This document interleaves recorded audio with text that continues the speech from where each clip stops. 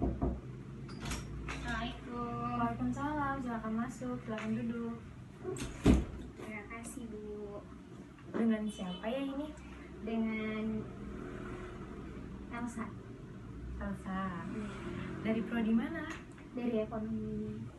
Oh, anak ekonomi.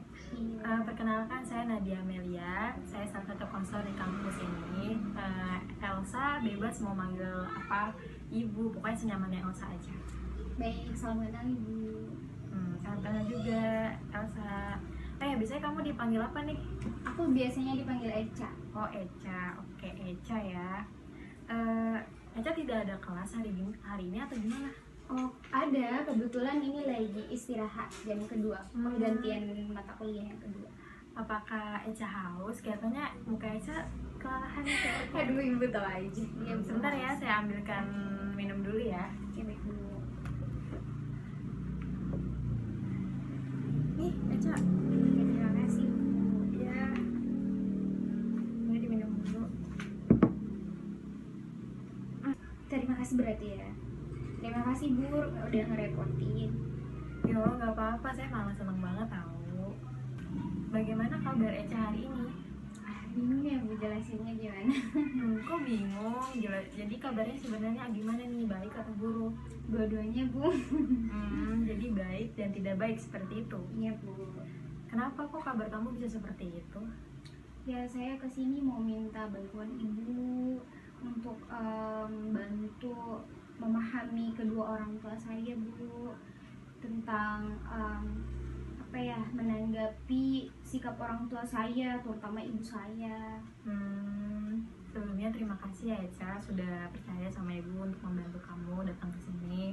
Dan sebelum kegiatan ini berlangsung, saya akan menjelaskan tentang pelaksanaan kegiatan konseling ini. Jadi kegiatan bimbingan konseling ini adalah proses pemberian bantuan antara seorang ahli gitu, wawancara konseling face to face seorang ahli, antara seorang ahli atau konselor atau guru BK dengan kepada individu atau konseli gitu yang memang sedang mengalami suatu masalah. Nah, bertujuan agar terselesaikannya masalah tersebut yang dialami konseli dan dapat memanfaatkan segala potensi yang ada di diri individu itu, sehingga individu atau kelompok individu itu mampu memahami dirinya sendiri untuk mencapai perkembangan yang optimal, mandiri, serta dapat merencanakan masa depan yang baik. Nah, saya juga berharap nanti dalam proses konseling berlangsung, Eca bisa aktif dalam berbicara, berpendapat.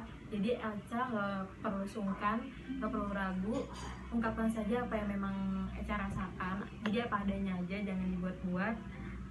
Dan saya berjanji dalam proses konseling ini merahasiakan semua apa yang Eca ceritakan kepada saya, dan ini terjaga gitu, ada atas kerahasiaannya. Dan ini kalau misalkan saya bisa melanggar, itu saya akan melanggar kode etik dan saya bakal menerima resikonya.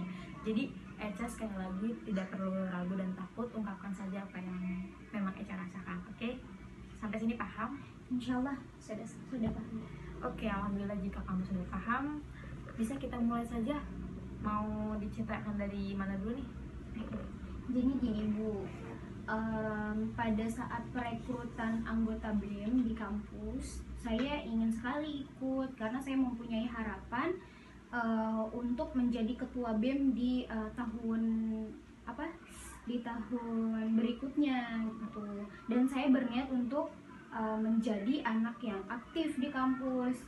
Tapi ibu saya melarang saya Bu untuk saya ikut menjadi anggota BEM gitu. Sedangkan adik saya yang duduk di bangku SMA diperbolehkan untuk menjadi anggota OSIS gitu.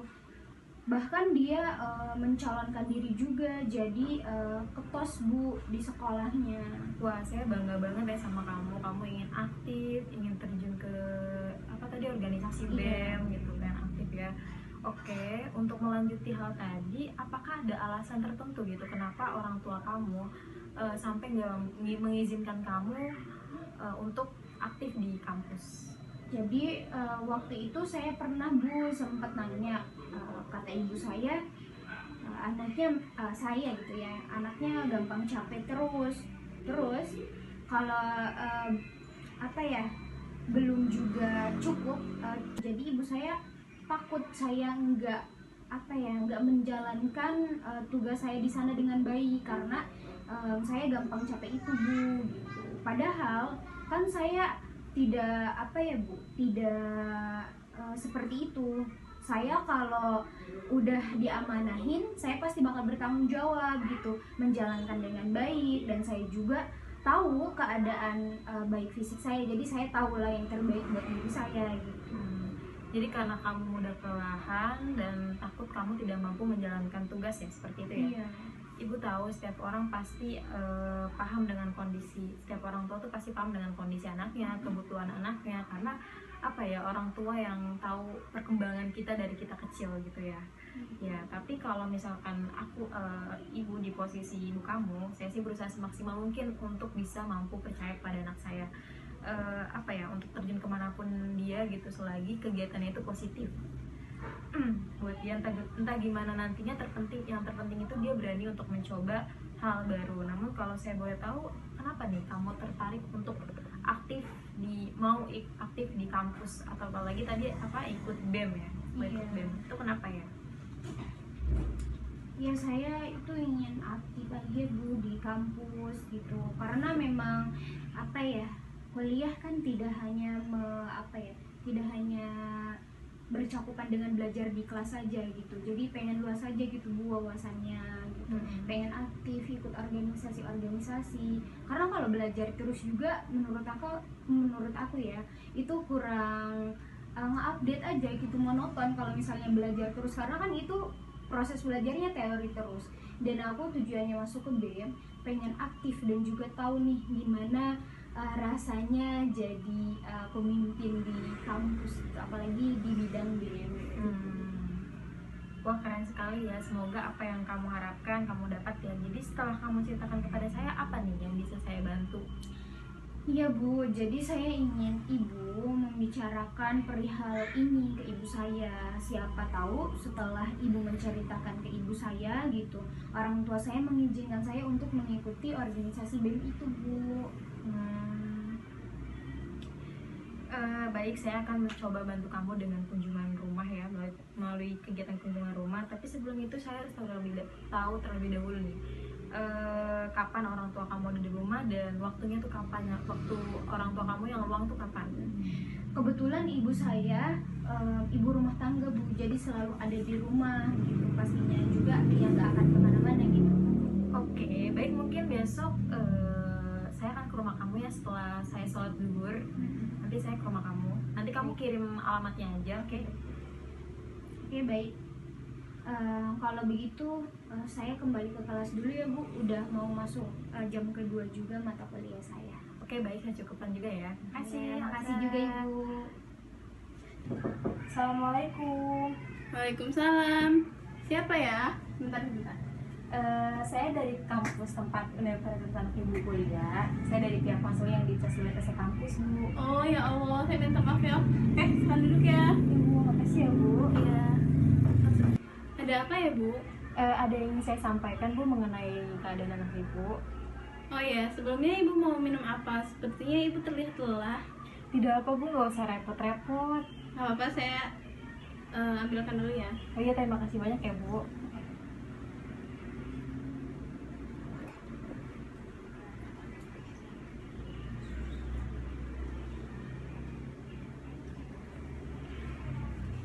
Nih Bu, silakan diminum ya. Baik Bu, sekali lagi terima kasih ya Bu. Ya. Duh, anak saya kenapa ya Bu? Buat kericuhan ya? Bukan Bu, alhamdulillah anak ibu anak baik-baik kok. Jadi kalau gitu ada apa ya? Jadi seperti ini Bu, sebelumnya saya sudah mewawancarai anak ibu, yaitu Elsa atau Echa saat di kampus, karena ada suatu masalah yang membuat dia mendatangi saya mengunjungi ruang pelayanan di bimbingan konseling yang disediakan oleh kampus untuk melakukan kegiatan konseling. Masalah apa ya Bu yang buat Elsa Anggreni sampai datang kepada konselor? Menurut pengakuan yang diungkapkan oleh Elsa pada wawancara, dia merasa sangat sedih Bu, merasa kesal, juga bahkan iri, karena katanya ibu tidak mengizinkan dia untuk aktif atau terjun aktif atau mengikuti KBM di kampus gitu, karena alasan ibu takut Elsa ini tidak bisa menjalankan tugasnya dengan baik gitu, tidak bisa amanah dalam menjalankan tugasnya pada saat menjadi anggota BM, sehingga hal tersebut mengganggu dia Bu dalam proses belajarnya di bangku perkuliahan. Dan kesal setelah itu juga karena benar kan ya Bu ya, saya meyakinkan informasi dulu kalau adiknya yang duduk di bangku SMA ini justru aktif gitu, bahkan menyalonkan diri menjadi ketua OSIS di sekolahnya gitu, dan itu mendapat dukungan ibu sepenuhnya. Justru dengan Elsa ini sebaliknya gitu, bertolak belakang gitu. Tapi Bu, saya paham sekali Elsa seperti apa. Dia anaknya belum bisa saya percaya untuk mengikuti kegiatan apapun itu, karena emang dia anaknya kurang gitu, jadi sering sakit bukan, dan dia belum matang gitu, jadi saya takut kalau dia nggak bisa menjalankan tugasnya dengan baik di sana gitu. Wajar sekali hal tersebut terjadi kepada orang tua terhadap anaknya gitu, karena memang ibu yang tahu perkembangan dia, ibu yang tahu baik buruknya untuk dia, karena ibu yang selalu mendampingi dia proses perkembangannya. Tapi jika anak selalu dipandang seperti itu, apakah itu tidak membuat dia berhenti gitu mengeksplor dirinya, terus menemukan potensinya, menemukan jati dirinya untuk mengasah skillnya gitu, karena ini bermanfaat sekali untuk masa depan dia Bu, ya kan? Karena makin kesini makin ke tahun persaingan itu di dunia ini makin ketat ya, dari baik dunia pekerjaan, pendidikan itu makin ketat. Kalau tidak diasah dari sekarang itu akan membuat dia nanti kaget gitu dengan dunia pekerjaan atau mungkin dia memang mau lanjut ke jenjang pendidikan berikutnya gitu. Terlebih saya melihat Elsa ini dia punya jiwa yang mandiri, pemberani, ingin mencoba hal yang baru, terus terus nggak gampang nyerah gitu, sampai dia mau menemukan saya gitu di waktu dia meluangkan waktunya untuk bertemu dengan saya gitu, terus ya menunggu saya gitu. Itu menurut saya effort yang sangat ya, karena kalau dibandingkan teman-temannya yang lain nih Bu di kampus gitu, saya baru melihat dia gitu yang memiliki keinginan seperti, maksudnya dia mampu merumuskan pilihannya yang tepat untuk dia, dan bahkan pilihannya ini nih bukan hanya semata untuk ikut-ikutan aja, tapi memang dia memikirkan dengan untuk jangka waktu yang panjang gitu. Jadi maksudnya gimana ya Bu? Pemikiran dia untuk jangka waktu panjang itu kayak gimana ya maksudnya?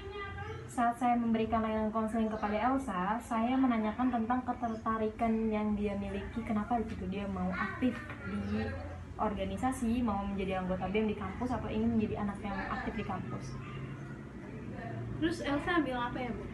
Elsa bilang kalau dia ingin terjun dan aktif di organisasi yaitu BEM karena dia ingin memiliki jangkauan jaringan yang luas gitu, wawasan yang luas, karena menurut dia jaringan dan wawasan yang luas itu penting untuk dia ke depannya, seperti nanti dia memasuki dunia pekerjaan atau dia mau lanjut ke jenjang pendidikan selanjutnya.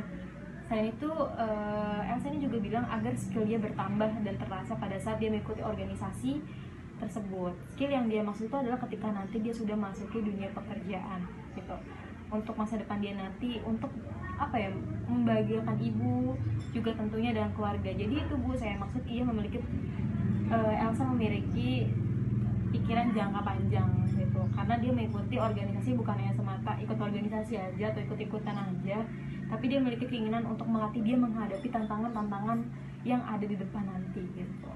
Tapi Bu, sulit bagi saya untuk mempercayai anak itu, karena saya tahu perkembangan dia, kebiasaan dia apa gitu. Oke. Saya memahami betul Bu apa yang Bu rasakan saat ini terhadap Elsa. Tapi jika ibu terus membatasi atau melarang dia untuk mengikuti kegiatan-kegiatan tersebut, itu bisa berpengaruh pada perkembangan psikisnya gitu. Karena dia merasa bahwa dirinya tidak bisa apa-apa, tidak berguna gitu, tidak mempunyai kebiasaan apa-apa ya bagi dirinya sendiri ataupun orang lain, lingkungan, keluarga gitu. Dia merasa nggak berguna gitu Bu. Apakah ibu mau anak ibu seperti itu? Ya enggak dong, saya nggak mau Elsa kayak gitu. Maka dari itu saya kesini Bu, untuk memberikan pengertian kepada ibu, untuk mengerti serta memahami kebutuhan ibu Elsa itu anak yang gigih sekali Bu dalam mencapai sesuatu. Ia pun saya rasa sudah mampu untuk bertanggung jawab dalam hal apapun ya, karena terutama dalam tugas diamanahkannya kepada dia nanti gitu, karena dia sudah melihat apa nih resiko-resiko yang akan dia dapatkan ketika tugas itu tidak dijalankan oleh dia gitu. Jadi apa yang harus saya lakukan ya Bu? Jika dilihat dari keadaan ini, maka sebaiknya ibu mengizinkan Elsa untuk mengeksplor dirinya Bu, harus memiliki kepercayaan yang lebih kepada anak ibu. Izinkan dia untuk mencoba menemukan jati dirinya sendiri, menemukan potensi dia, mengasah skill dia, menemukan hal yang baru yang ingin dia inginkan selama hal itu positif gitu. Kalau emang ibu masih keberatan, ibu bisa memantau kegiatan dia selama di organisasi. Ibu bisa menanyakan bagaimana perkembangannya, bagaimana tugas-tugasnya, seperti itu ya, kerja dia selama di organisasi seperti apa, dan ibu juga bisa memberikan masukan serta dukungan yang baik lah untuk dia. Saya rasa itu bisa membantu Elsa sekali sih Bu. Lalu apakah Elsa sudah mengetahui kalau ibu datang ke sini untuk Sudah. membicarakan masalah? Sudah Bu, bahkan kami sudah merencanakan setelah proses kegiatan konseling kemarin di kampus. Ia pun sangat mengharapkan ibu mau mengerti dirinya. Lalu Elsa sekarang di mana ya? Menurut jadwal kelas yang saya baca, Elsa sebentar lagi pulang Bu, dan saya juga bilang dia untuk datang ke sini juga. Oh, nah itu orangnya. Assalamualaikum. Waalaikumsalam. Ibu. Nah, sudah sampai. Alhamdulillah. Sudah ya? Nah, sini. Ibu mau nanya nih mengenai perencanaan kamu ingin ikut menjadi anggota BEM di kampus. Apakah kamu serius ingin tetap melanjutkannya? Oh, Bu Nadia udah menjelaskan ke ibu saya ya? Jawaban saya masih sama Bu, saya ingin tetap terjun ke anggota BEM dan aktif di kampus karena saya memiliki banyak keinginan di sana. Tapi apa kamu udah memikirkannya dengan baik? Nah, tentang rencanamu ini, ibu khawatir kamu tidak bisa menjalankan tugasmu dengan baik dan malah merepotkan orang-orang di organisasi kamu nantinya. Berat nanti katanya. Lagi berarti aku langsung ya. Saya sudah matang memikirkannya Bu, dan saya juga yakin dengan keputusan saya. Ibu tidak perlu khawatir kepada saya mengenai gimana saya menjalankan tugasnya nanti, karena konsekuensinya sudah saya pikirkan dengan matang. Jikapun nanti ada konsekuensi yang saya larang, insya Allah saya bisa menangani konsekuensi itu Bu. Baiklah, kalau memang itu yang kamu inginkan, dan ibu bisa apa?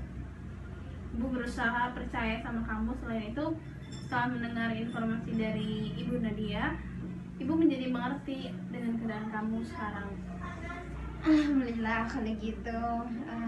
Makasih juga ibu ya udah membantu saya menjelaskan ke ibu saya, terus juga saya berterima kasih kepada ibu udah mengizinkan saya untuk mengikuti organisasi kampus. Iya, sama-sama. Bagaimana sekarang perasaan kamu Elsa? Alhamdulillah, saya lebih lega, lebih baik juga, dan juga senang sekali Bu karena sudah diizinkan untuk mengikuti organisasi di kampus. Bagaimana, apakah ibu memberikan izin kepada anak ibu untuk memilih jalan yang positif ini? Ya Bu, saya mengizinkan, dan saya juga tidak membatasi Elsa lagi. Mulai dari sekarang, selagi apa yang dilakukannya itu ada kegiatan positif, saya berusaha untuk mendukungnya. Baguslah kalau begitu. Saya rasa pertemuan hari ini sudah cukup ya. Kalau begitu saya permisi dulu ya. Ya, silakan Bu. Terima kasih ya Bu. Sama-sama. Assalamualaikum. Waalaikumsalam.